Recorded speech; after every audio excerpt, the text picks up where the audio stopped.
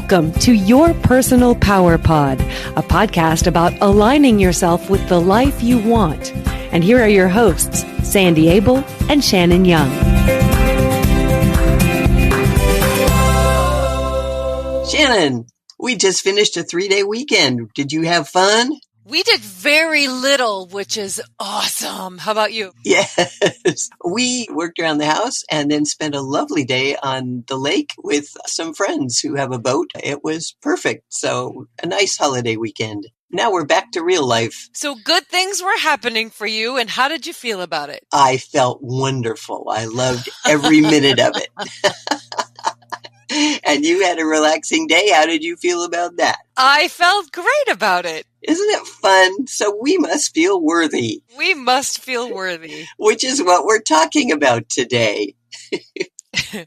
Because when you feel worthy, you have an internal sense of being valuable and good enough and deserving of love and good things and a sense of belonging. And this comes from yourself, and you accept it from other people too. When you feel worthy, you know you're a good person and you respect yourself and you expect respect from others. Yes, and when you don't feel worthy, you feel like you don't deserve those things, respect, attention, love, or that you constantly have to earn the good that comes to you. Otherwise, You don't deserve it. And that's a really painful place to be. Yeah, for a lot of people, they work really hard to be successful. And then when they're successful, they feel guilty for some reason. Mm-hmm. So today we're talking about, do you feel worthy? And we're going to start by looking at, where does your self-worth come from? Yeah, and it all goes back to when you're little, as so many of these things do. They do. If you're fortunate enough to have people in your life when you're young who made you feel loved and valued just because of who you are, you probably have a good self-esteem and sense of self and feel worthy. But if you weren't that fortunate, you might have been conditioned, which I think is a really important word to remember here. Conditioned, you were trained to believe that your worth is tied to your achievements. How cute or beautiful or handsome you are, how smart or fun you are, what you're good at, the kinds of grades you got, and specifically maybe what you can do for other people. Yeah, a lot of kids, unfortunately, are led to believe that their self-worth comes from what they do and how they take care of others instead of just the amazing person that they are. Yeah. And as you get older, if you were appreciated for the person you are, you will feel worthy for the good things that come to you. But if you were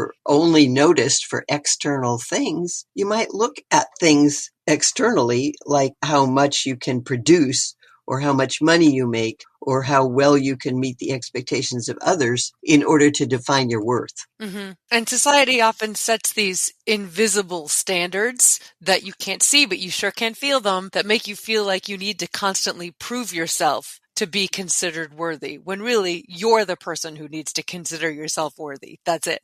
Exactly. And that's why we've talked often about, now that we have all the technology and people are scrolling all the time and watching influencers who tell you exactly how you're supposed to look and what you're supposed to do and what you're supposed to wear. And a lot of people don't have that internal sense of self-worth, so they look to outside influences to get that self-worth, and then they try to copy it. They're totally losing sight of who they are. Yeah. If you need all those external factors to feel worthy, what would happen if they disappeared? Would you be empty and lost? Yes. I think that's where a lot of people are, is that they can't get the validation that they're looking for externally, but they keep looking externally rather than looking internally and giving it to themselves. That's right. Because worthiness isn't something you earn. It's a birthright. And understanding that you are valuable simply because you exist. Your worth is not conditional on what you do, how much you achieve, what you can do for other people. It's inherent, it's unshakable, and it is independent of any external factor. That's right. And when you start to embrace this truth, everything changes. You stop looking for validation from others and start finding it within yourself. You begin to set boundaries and prioritize your well-being. Make yourself not more important, but as important as everybody else. You make decisions that align with your true self, not the version of yourself that you think others want to see. And you don't allow yourself to get stuck in playing the victim or spending too much time mired in self-pity. You acknowledge those negative feelings, forgive yourself, learn whatever the lessons are, and then move forward. Consider it part of your evolution. Absolutely. Do you know people who feel worthy? I know people who feel worthy. I know people who don't feel worthy. Can you tell just by being with them? Is there a difference in behavior? There's a difference in behavior. There's a difference in the way they approach the world. There's a difference in the way they handle setbacks and criticism. Yeah. There's a lens that they see the world through that is very different. And one is like, I deserve to be here. My happiness is just as important as everybody else's happiness. Not at the expense of anybody else's, but just as important as. And the other is, I have to constantly prove that I belong here. Yeah, you have to earn everything that comes to you. Sometimes when good things come to people who don't feel worthy, they feel guilty. I know a woman who she worked really hard to make something happen. And then when she was successful, she felt like she didn't deserve it. Really? You just made that happen. How about some pride in yourself? How about celebrating yourself? And she's like, oh no, but there are other people who could really use this too. And maybe I don't need it. Oh, I'm so sad for her because she can't find the joy in what she's created. Right. That's what's so insidious about it is that the external validation, while nice, I feel like I have fairly healthy self-esteem, but it is nice to be complimented or appreciated or recognized from the outside world, but you have to put it in proper perspective. What's really interesting about coming at it from an I'm not worthy viewpoint is how much is enough? Because I know some pretty spectacular people who are lauded 95% of the time, but it's never enough. Where's the threshold? At what point do you get enough positive feedback and validation that then it kicks in? There is no point. Like it has to come from inside or it doesn't feel complete. Yeah, because when you don't feel worthy, you're spending all your life looking for external validation. And then when you get it, it's like you said, never enough.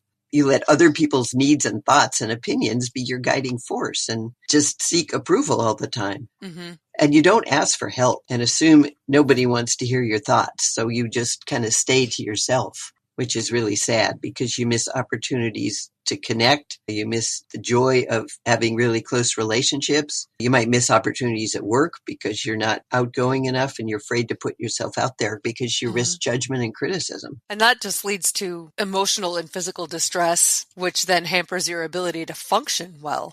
It's also a self-fulfilling prophecy because I can think of a couple of circumstances in my life where I've met people who don't feel good about themselves and they're very needy in that they need positive feedback and they need you to prove to them all the time that you want them there. And it is exhausting. One of the things that we talk about on this podcast is that you teach people how to treat you. And if your message to me 24 hours a day is that you're not worthy, I hate to say it, but if you're not worth putting energy into you, you're teaching the rest of the world that it's not worth putting energy into you. Exactly. And I'm not saying that's right. I'm just saying that's the message you're sending. Yeah, you're sending the opposite message of what you really want to send, which is that, hey, I'm lovable and likable and all that. But if you don't believe that, then you look for it from other people. And when they tell you, it's never enough. When you don't feel worthy, you don't meet your own needs. You expect other people to do that. And then you feel guilty when they do. It's kind of a catch-22. You have poor self-care. A lot of people who don't feel worthy turn to drugs or alcohol or some kind of other addiction so that they just numb their feelings for a while. And that's not real healthy either. Mm-hmm. You can also take a look at relationships you're in and if they are feeding you in a good way or if they are just reinforcing the messages that you already have about yourself, which are not healthy. If you're having trouble being your best self, you might want to look at what you've brought into your life. Yeah, or if your relationships are really not flowing well or very stressful, you have to look at what you're bringing to them because it takes two people to have a healthy relationship. You both have to be emotionally healthy to do that. Mm-hmm. Or you just might be one of those people who chooses to avoid relationships altogether because you think you're not worth having a positive relationship and it makes you feel more vulnerable, which then continues the cycle. Right. And often people who feel unworthy also are depressed. They obviously have low self-esteem because if you have high self-esteem, you feel worthy. and then you neglect yourself. You might abuse others, just create all kinds of difficult situations in your life. And you have trouble finding the joy. People who are unworthy don't really look for the joy. And when it comes to them, they feel guilty about it, which is just such a hard thing. I understand where you were going with your sentence, but you said people who are unworthy have trouble finding the joy. Oh, but it's people who feel unworthy. Yes, absolutely. Nobody is unworthy. Not Yes, at all. people who feel unworthy, because we're all worthy. Just because you're here. Yes. You are a lovable, valuable human being. Every baby ever born is a lovable, valuable human being. Which isn't to say you can't work on yourself. I mean, we're all human, which means we all have lights and darks. You can always become a better person, but it's okay to be human, which means you are inherently flawed, which is part of the magic. Yeah, but just because you're flawed doesn't mean you're not lovable and valuable. Right. We're all unique. That's part of our specialness. And that makes you be the amazing human being that you are. You can't be a clone of somebody else. Even identical twins are not really clones of each other. They are two individual human beings. They look alike. They have a lot of behaviors that are alike, but they're still separate people. Yeah. And they each have to be able to identify the person that they are and then be that person and love that person. When I was a teenager growing up in the 80s, when in order to be considered beautiful as a female, you had to be ridiculously thin, ridiculously tall, all kinds of hair, basically. I like that now. An alien. I think there's a whole lot more acceptance of a variety of different body sizes and types now than there was back then. And in the years preceding, the standard changed over the years, but it was all kind of just a different version of tall, thin. Right, exactly. And now it's much different. At Target the other day, even the mannequins are a variety of different body sizes and shapes, which is really nice. Back then, I struggled with being a stubby, roundish teenager, would beat myself up. And you used to say to me, don't talk to my girl like that. If anybody else talked to you like that, I would beat them up. Yeah, right. And I was like, oh, that was really eye-opening, because sometimes our internal dialogue is such that if we said it out loud to someone else, it could be considered harassment. Exactly, yes. But it's just our natural internal dialogue, and we don't think about it that way. But if you're telling yourself over and over and over again you're unworthy, you are abusing yourself. And you're abusing your inner child. Yes. If you don't want to take care of the self you are now, think of that little person you used to be who's still inside of you. Yeah. And stop abusing that kid, please. This is really hard, because this, as with so much of anything surrounding self-esteem, has to do with changing your internal tapes. Yes. So how do we start that process and start embracing worthiness? First, you got to have self-compassion. You have to be gentle with yourself. We say that all the time. And treat yourself with the same kindness and understanding that you would offer a friend. And when you make a mistake, don't beat yourself up. Instead, remind yourself that your worth isn't tied to perfection, because there's no such thing as perfection. You are learning. Every time you make a mistake, it's actually a positive, because you have just learned something. You learned that this didn't work, and so maybe I need to do it another way. So mistakes are positives. Dolly Parton has a great interview clip that's been making the rounds on social media from long time ago, when she was really young. And she basically says, I never feel like a failure. Every time I do something that doesn't work, I've learned something that then goes into making the next attempt better. She's like, I don't worry about failure. It's not a word we use. No, it's not. No, because there is no such thing as failure. There's either success or growth. Yes. And sometimes both together. Failure and the word perfection, both of those are not words that we use a lot, except that our lives are perfect. We like that. That's a joke. Please tell people that's a joke. But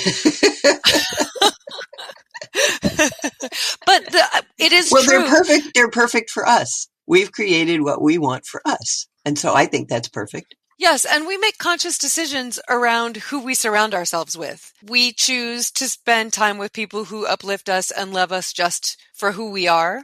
It's not like that comes easily. You meet a lot of people in your life, and sometimes you think somebody's going to wind up being a great friend, and they just don't become that, or they're just not who you thought they were, or they're not particularly nice to you or other people. Right. And you just have to choose. And that's where boundaries come in. I'll refer you to a different episode. Look up boundaries. I don't hang out with people who aren't nice to me, who don't support me, who badmouth other people. They not only have to affirm who you are and be nice and kind and fun with you, but they also can't talk about other people behind their backs. That's not a healthy relationship for you to have.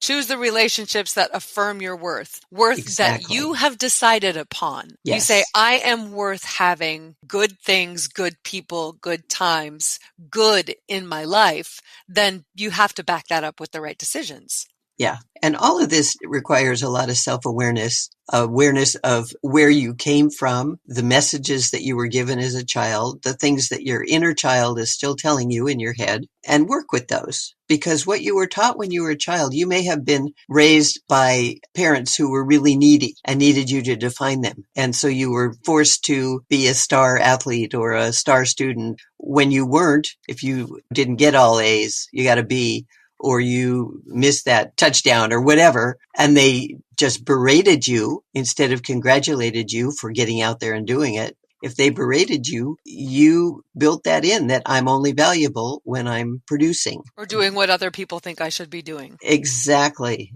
It's a lot of self-awareness, paying attention to where you came from. And sometimes you have to reparent yourself and start being gentle with your inner child. And then you're gentle with the adult that you've become. Because if you ask yourself when you're beating yourself up internally, whose voice is this? Where did this belief come from? You might realize that these thoughts aren't even yours. They came from people who were needy and insecure in their own right and expected you to fix that for them.